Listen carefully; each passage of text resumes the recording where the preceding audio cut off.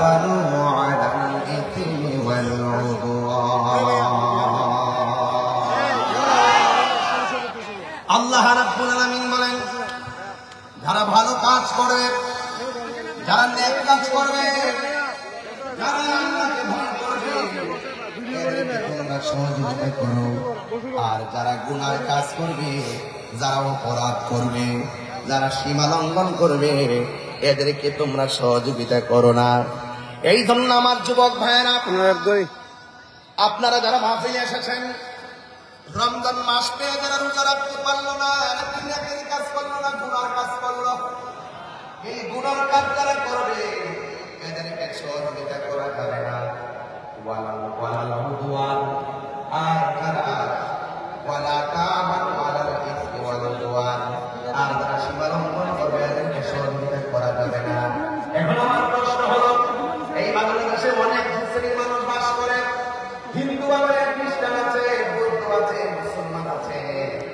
হিন্দু মন্দিরে যায়, বৌদ্ধ পেকুড়ায় যায়, খ্রিস্টান গির্জায় যায়, মুসলমান মসজিদে যায়। এই জন্য হিন্দুরা গির্জায় আরাধনা করে না, তাদের ধর্মের ব্যাপার। এ যুব হিন্দুরা মন্দিরে গিয়ে আরাধনা করে, খ্রিস্টানরা গির্জায় গিয়ে আরাধনা করে, বৌদ্ধ পেগুড়ায় যে আরাধনা করে, এটা তাদের ব্যাপার। মুসলমান রয়েছি আমরা, মসজিদের মধ্যে যাই, কিন্তু এই দেশের মধ্যে মসজিদ আসার আগে খানকা বানাইছে। খানকা বানাইবার পরে যখন উপযুক্ত হয়েছে, তারা মসজিদ বানিয়েছেন।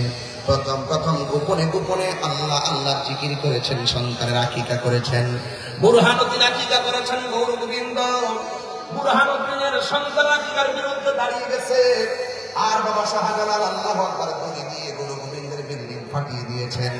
এই জন্য এত সহজ ছিল না। এখন হারি শহরে ঘরে ঘরে আকিকা করে কোনো বাধা নাই, কিন্তু এমন একটা সময় গেছে আকিকা করতে গিয়ে আল্লাহু আকবার বললেও আন্দোলন করেছে, আঘাত করেছে, কষ্ট দিয়েছে এবং তাদেরকে ক্ষতি করার চেষ্টা করেছে। এই সমস্ত আল্লাহর ওলিরা এই বাংলাদেশের মধ্যে সুন্দর করে ইসলামটাকে রঞ্জনে রঞ্জন প্রচার করিয়া জান্নাতের বাগান সাজাইয়া আরাম ফরমাইতেছে। আজকে দেখা যায় অনেক মানুষ ওই আল্লাহর ওলির মাঝার গুনাহকে ভাঙার জন্য মাঠের মধ্যে নেমেছেন। আপনারা জবানটা করে বলেন, এটা কি ভালো কাজ না সীমা লঙ্ঘন? আরো কম ভালো কাজ না সীমা লঙ্ঘন? আপনারা সীমা লঙ্ঘন করবে, এদেরকে তোমরা সহযোগিতা করো না। এই জন্য যুবক ভাইয়েরা কনসেপ্টটা ক্লিয়ার করেন, যারা ভালো কাজ করে এদেরকে সহযোগিতা করবেন, আর যারা সীমা লঙ্ঘন করে গুনার কাজ করে এদেরকে সহযোগিতা করা যাবে না। এই জন্য আল্লাহ রাব্বুল আলামিন শুধুমাত্র খানকার মধ্যে তাসবিহ জপবেন আর আল্লাহ আল্লাহ জিকির করবেন, আর মনে করবেন এটার নাম ইসলাম। না না, এটার নাম শুধু ইসলাম না। খানকায় বসে বসে তাসবিহ জপবেন, ঠিক আছে, এটার নাম যেমন ইসলাম। আমার নবী হেরা গুহায় ধ্যান করেছেন, এটার নাম যেমন ইসলাম। কিন্তু আমার নবীর 63 বছর জিন্দেগি তালাশ করে দেখো, আমার নবী খানকায় বসে থাকে না। 23 বার আমার নবী হাতের মধ্যে তলোয়ার নিয়ে ময়দানে নেমে গেছেন, আর পিঠের মধ্যে রক্ত মোবারক ঝরিয়েছেন, মোবারক শহীদ করেছেন। এরপর আমার নবী বলেছেন, আল জিহাদু মাযিন ইলা ইয়াউমিল কিয়ামা, জিহাদ কিয়ামত পর্যন্ত চলবে। এই জন্য বোঝা গেল শুধুমাত্র খানকায় বসে তাসবিহ জপার নাম ইসলাম নয়। মাঝে মাঝে তলোয়ার নিয়া বাতিলের বিরুদ্ধে হকের লড়াইয়ে হকের পতাকা আসমানে তুলে ধরার জন্য মাঝে মাঝে জীবন দেওয়ার নাম সুন্নাত। কথা বলেন ঠিক কিনা?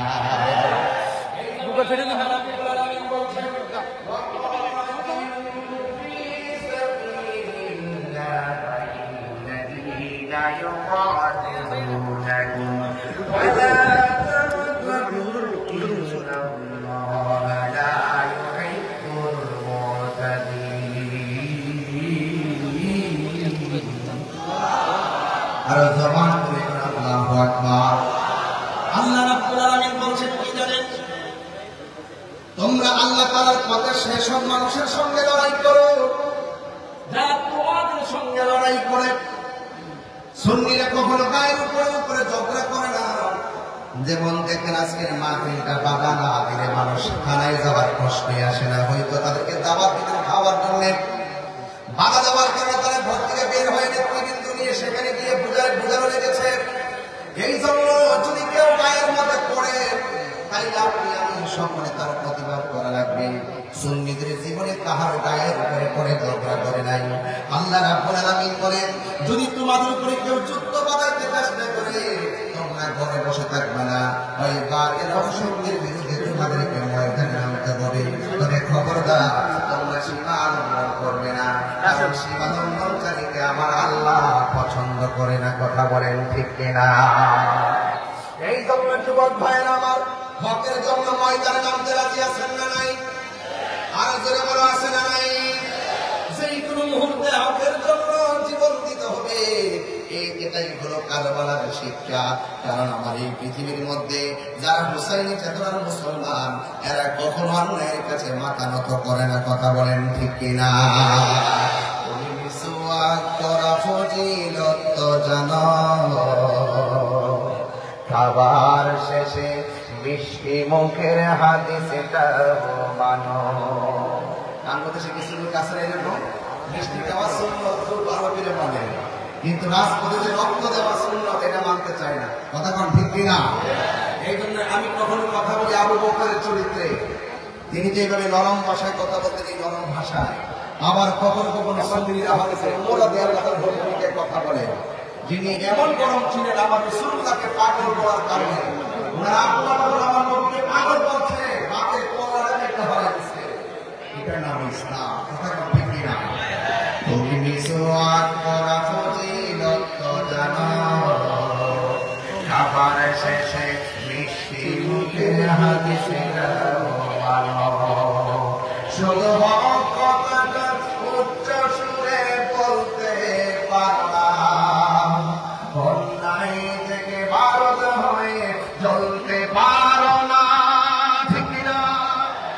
শুধু হক কথাটা উচ্চ সুরে বলতে পারলাম, অন্যায় থেকে ভারত হয়ে চলতে পারো না।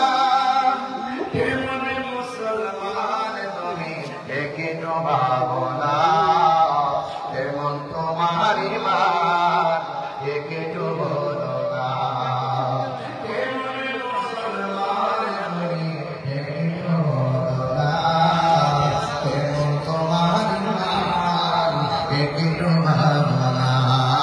জোরে জোরে কি আল্লাহু আকবার বলা যাবে না?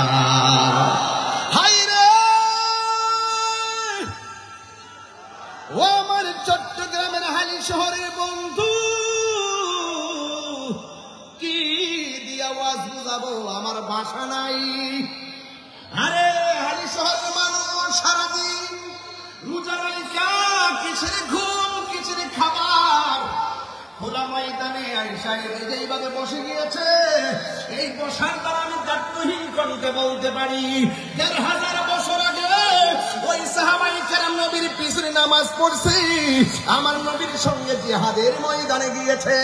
আরে ১,৫০০ বছর আগে সাহাবায়ে কেরাম নবীকে দেইকা দেইকা ভালোবাসা রক্ত দিয়েছে। আর ১,৫০০ বছর পরে আমরা কেউ রাসূলুল্লাহকে দেখি নাই।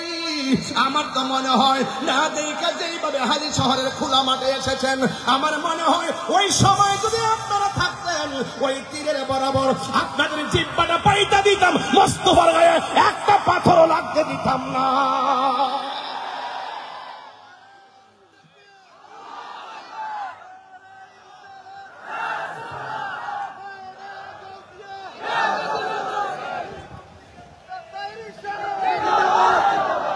জন্ম আমার নবীর যুগে, আপনারা চট্টগ্রামের মানুষ খুব নাক বান্ধব মানুষ, সানাই মুস্তফা আসলে মুস্তফা সানাই মুস্তফা, আপনারা এগুলো শুনে খুব আনন্দ জন্ম আমার নবীর যুগে, প্রণয়নে রসূল পাক দেখলে কেমন হতো, প্রণয়নে দেখলে কেমন হতো, জন্ম আমার নবীর যুগে।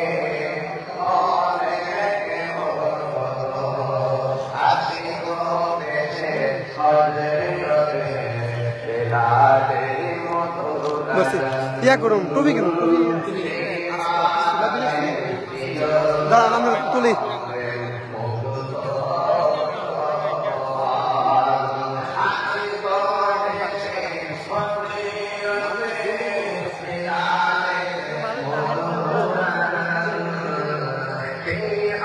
চাইলে সমস্যা চাইেন না তাকেলে সমস্যা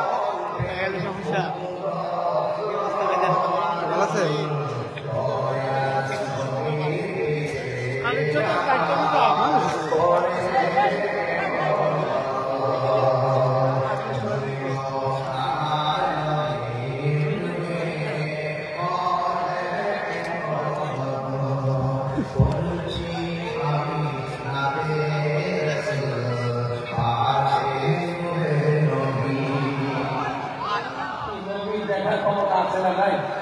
আরো বড় করে নবী দেখার ক্ষমতা আছে না নাই? আরে আমার নবী এই হাই শহরের নবী দেখার ক্ষমতা আছে না নাই? আমার নবী আশিকের ধারে থাইতে আমার নিকটে আছে না নাই? বলছি আমি নাতে রাসূল পাশে নূরে নবী নাতে রাসূল শোনে নবী দিলেন মুস্কি হাসি আল্লাহু আকবার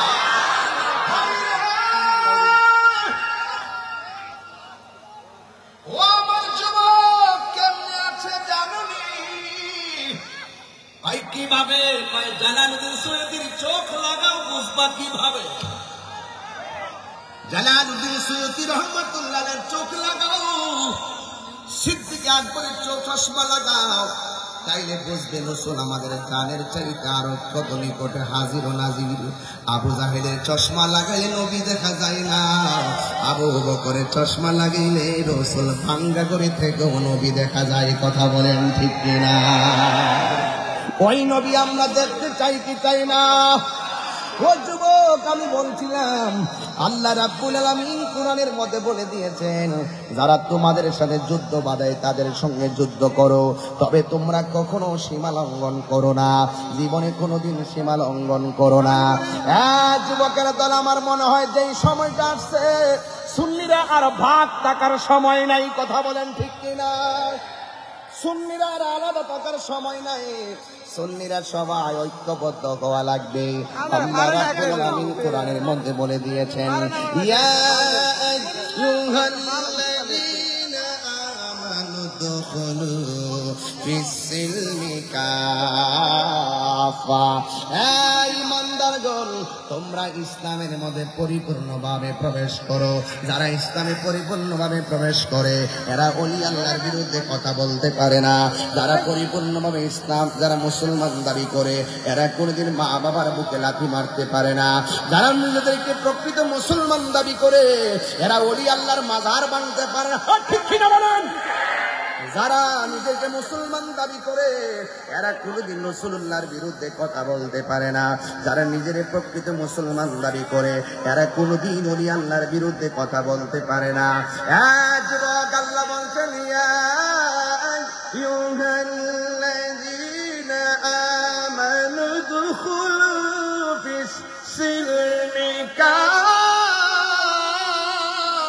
কাফা আল্লাহ রাব্বুল আলামিন বলেন হে ঈমানদারগণ তোমরা ইসলামের মধ্যে পরিপূর্ণভাবে প্রবেশ করো এই জন্যই তো নবীর সাহাবায়ে কেরাম এই রমজান মাসেও তারা ঘরে বসে থাকে নাই রোজা রাখতেও যুদ্ধের ময়দানে চলে গেছে ও বন্ধু যারা যুদ্ধের ময়দানে চলে যায় মনে রাখবেন এরা শাহাদাতের তামান্নায় পাগল হয়ে যায় আপনারা জবান খুলে বলেন শাহাদাতের মর্যাদা কম না বেশি ও বন্ধু সাহাবায়ে কেরামকে যখন আমার নবী ডাক দিলেন সাহাবীরা রে ও সাহাবীরা মদিনার রাষ্ট্রের অর্থনীতিকে ধ্বংস করতে চায় রাজনৈতিক শক্তিকে ধ্বংস করতে চায় ধর্মীয় শক্তিকে ধ্বংস করতে চায় ঘরে বসে থাকলে চলবে না যুদ্ধের ময়দানে যাওয়া লাগবে ও যুবকের দল এই মুহূর্তে যদি একটা তালিকা করা হয় আমরা ফিলিস্তিন যেতে রাজি আছি না নাই